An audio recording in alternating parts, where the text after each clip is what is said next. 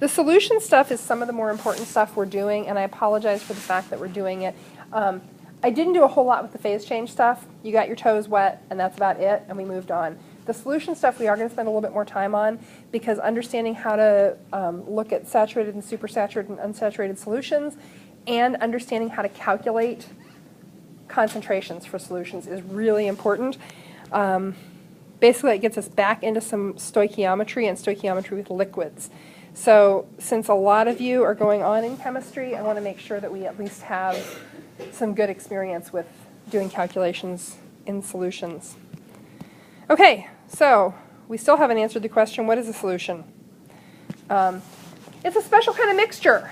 And when we talk about solutions, we have to talk about solubility.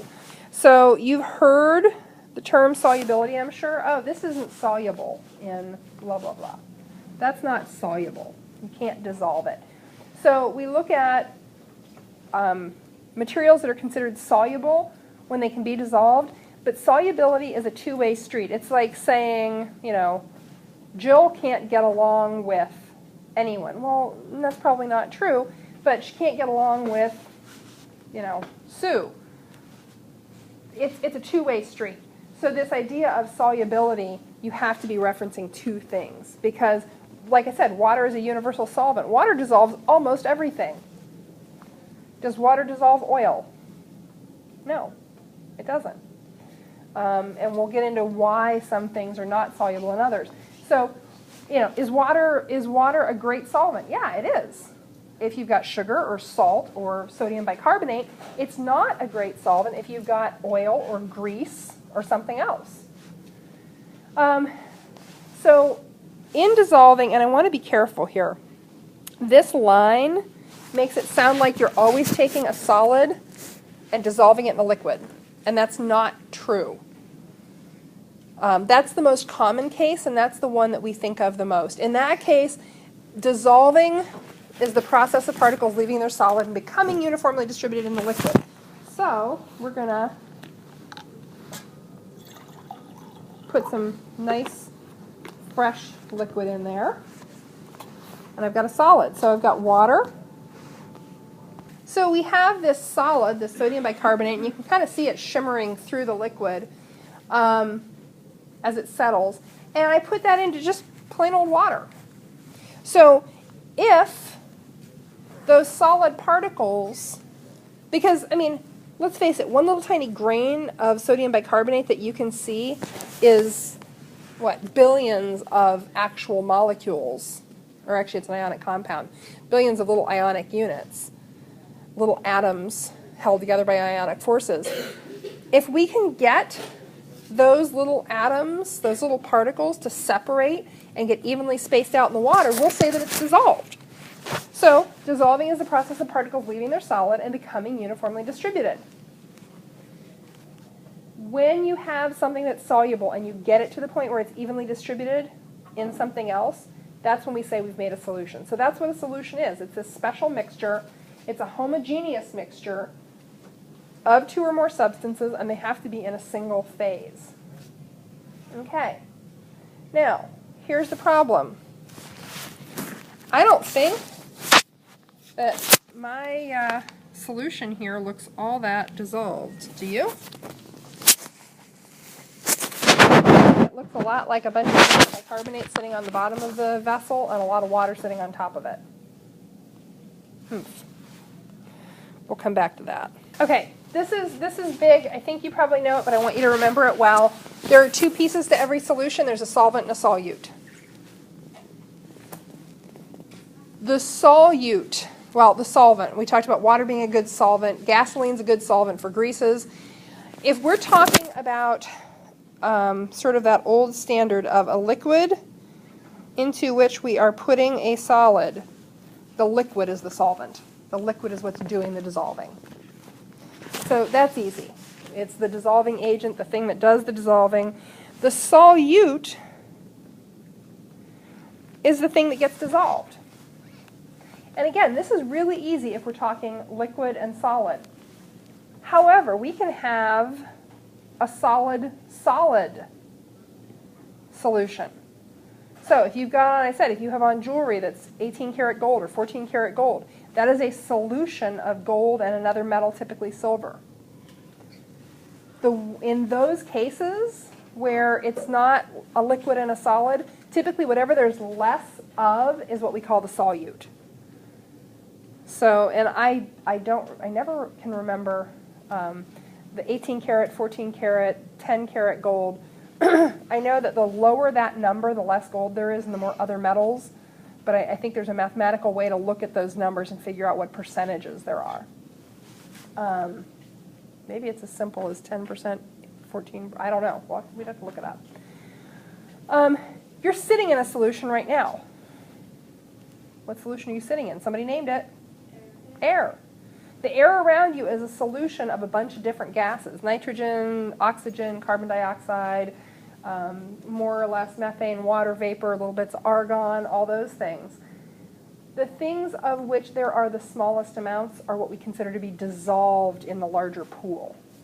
So in the case of our atmosphere, what's the primary component of our atmosphere? Nitrogen. So we would think of nitrogen as kind of being the solvent. Everything else is dissolved in this bath of nitrogen. That's easy, but it's important. Okay. This is kind of what I was starting to talk about. You can have solutions in any phase. The big thing is, in order to count it as a true solution, they have to stay in solution once they get dissolved. So if they fall out of solution on their own, it's not a solution. And alloys are a case of a metal solution. Yeah, pewter is one I forget about. So pewter is tin and copper, and it used to be lead. And people used to eat off pewter dishes. Do you see a problem with that? Just a little bit of brain damage. The nice thing about lead for early people was lead has a really low melting point. It's really easy to work with. It's really easy to smelt at low temperatures. You can smelt lead on a wood fire. You don't have to do as much work as you do to melt something like copper. Lead, gold are easy melters, so a lot of sort of early metalworking cultures used them. Brass, sterling silver is an alloy, so those are all those solid solutions.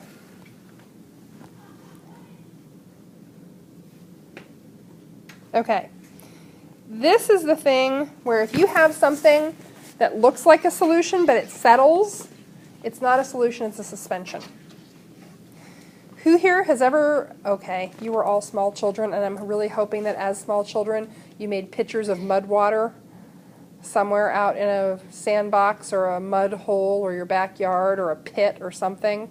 If not, you have homework for the weekend. So you got a nice big chunk of dirt and you put it in something and you put water in it and you stirred it up and maybe you tried to feed your younger sibling this Kool-Aid. I don't know what you did. You're all nicer people than that, I'm sure. But if you stop stirring it, the chunks settle to the bottom. That's a suspension. You have to keep adding energy in order to keep the particles up in the solvent.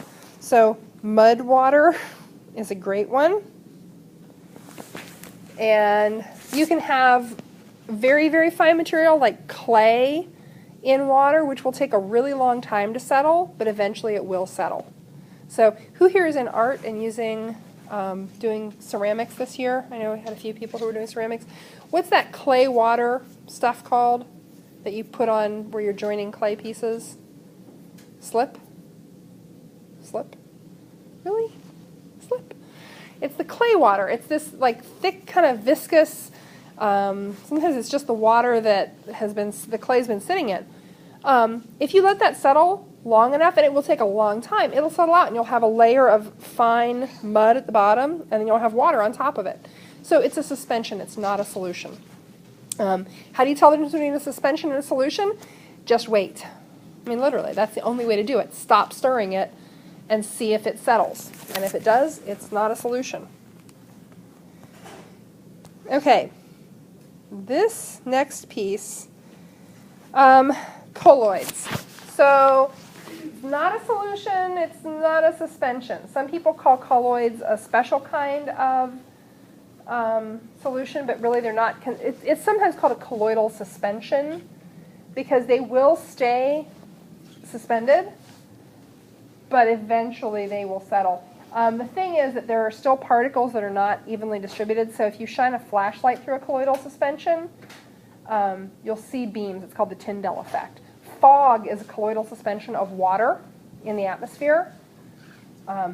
The atmosphere around you right now, if you wave your hand through it, has water vapor in it.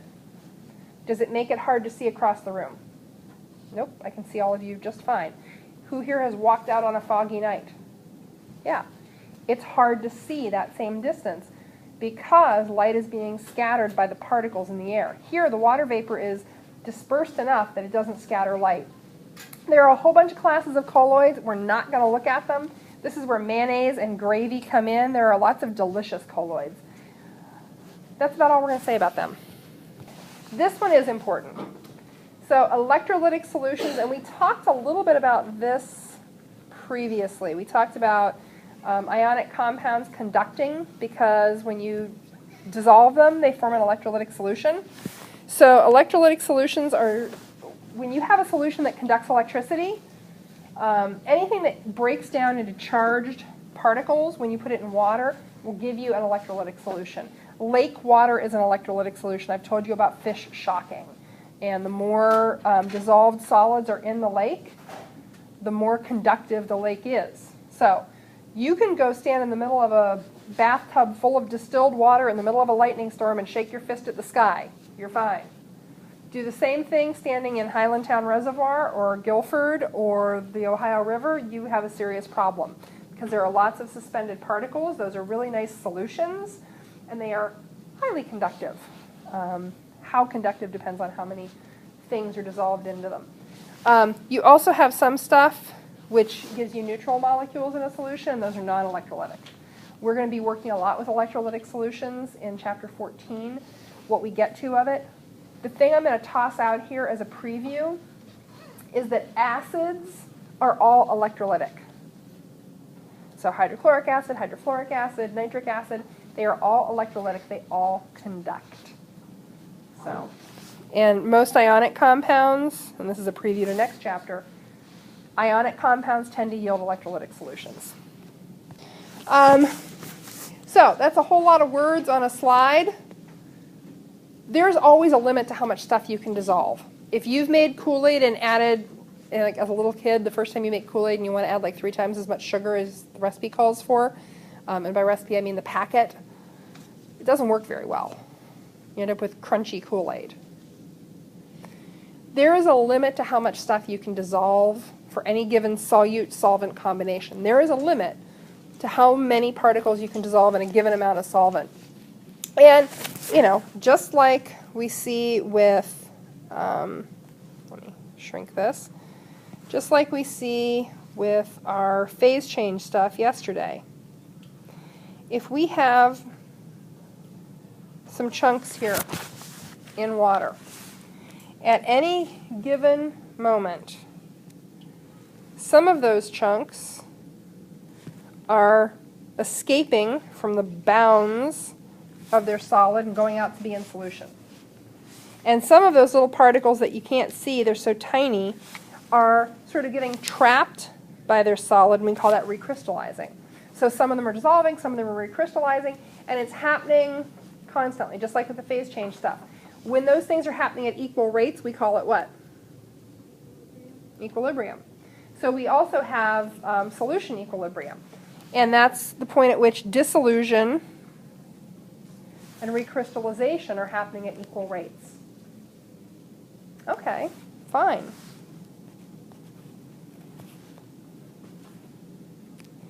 There are a couple things that we can do to change the rate of dissolution, and that's where my little friend here comes into play. I have a problem, and my problem is that I have sodium bicarbonate just sitting there in water, and it doesn't appear to be dissolving. What can I do about that? If you were going to problem solve this, what would you do about it? Stir it! You've all made Kool-Aid, I can tell. You're pros. So if I stir it, well, hey, even better, I have this handy dandy thing. Okay, so I put a stir bar in there, and I'm going to stir this, because it can do a much better job than I ever could. And as it stirs, we'll see if it starts to clear up a little bit. Well, we're waiting. We're waiting. I'll take another picture of it. So with the stir bar, does it look like it's changing?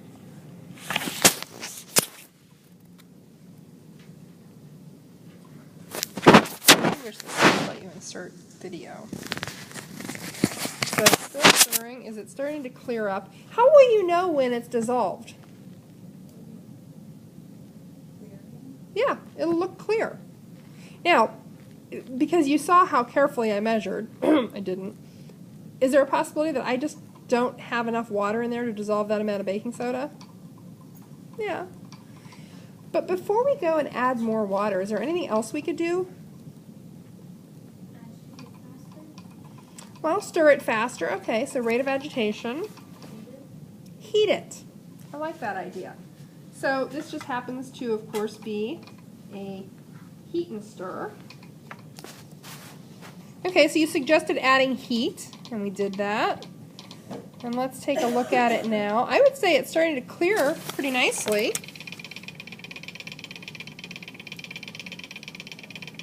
I would say it's almost clear. What about you? You can see the stir. Yeah, you can kind of see the stirrer, huh? Well, I mean, not really. Oh, I see it right there. But it's tough. I would say that's pretty clear. How about you?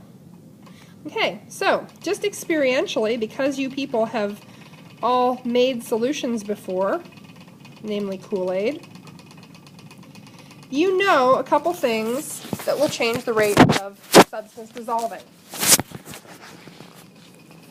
Stirring, agitating the solution, because you're increasing the number of collisions that are occurring between the liquid and, well, between the solvent and the solute particles. When you increase that rate of collision, there are more opportunities for those solute particles to end up dispersed in the liquid. Okay? You're exposing surfaces of the solute to new solvent. Now the other thing, in temperature. Who here does the warm water Kool-Aid trick? Who here still makes Kool-Aid at home? Okay. You never start out with cold water, right? You put your sugar and your Kool-Aid powder in, and you put the first little bit of water that you do is hot. Just hot tap water, because the sugar dissolves really easily. You get the sugar dissolved, then you can put your cold water in.